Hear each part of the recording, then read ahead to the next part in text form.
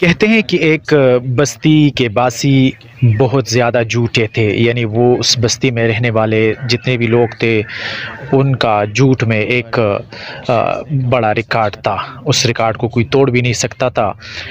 تو کہتے ہیں کہ وہاں کسی شخص نے کسی عورت کے ساتھ نکاح کیا، تمام شرعی تقاضوں کو پورا کیا گیا، لیکن اس نکاح کا سرعام اعلان نہیں کیا گیا اور اس کو مشہور نہیں کیا گیا۔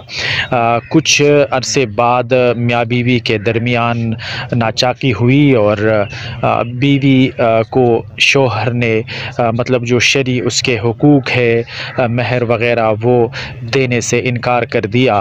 عورت قاضی کے دربار میں، قاضی کی عدالت میں پہنچی تو عورت نے مقدمہ دائر کیا اپنے شوہر پہ۔ جب شوہر کو بلایا گیا عدالت میں تو قاضی کے سامنے شوہر نے بیوی سے انکار کیا کہ اس کو تو میں جانتا تک نہیں ہوں۔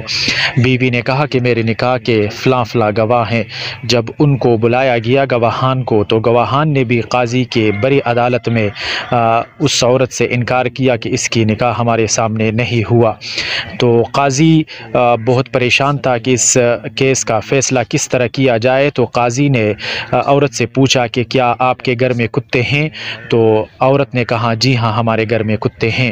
تو قاضی نے عورت سے پوچھا کہ اگر وہ کتے آپ کی گواہی دے ہاں یا نہ میں تو آپ کو قبول ہے؟ تو عورت نے اس بات میں سر ہلاتے ہوئے کہا کہ جی ہاں بالکل مجھے قبول ہے۔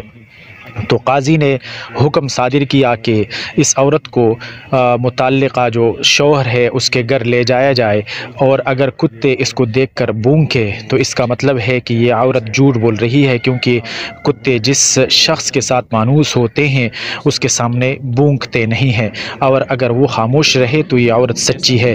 اس کا مطلب ہے کہ یہ عورت اس گھر میں رہی ہے اور یہ عورت اسی گھر کی باسی ہے۔ جب قاضی کے اس بات پر عمل درآمد کے لیے عورت کو لے جانا چاہا تو شوہر اور جو متعلقہ شوہر تھا اور گواہان تھے ان کے اوسان خطا ہو گئے اور ان کے چہرے لٹک گئے۔ قاضی سمجھ گیا کہ عورت سچی ہے اور یہ لوگ جھوٹے ہیں۔ تو پھر قاضی نے ایک تاریخی جملہ کہا اور کہا کہ بدترین ہے وہ بستی، وہ گاؤں، وہ علاقہ جس کے کتے وہاں کے باسیوں سے زیادہ سچے ہو۔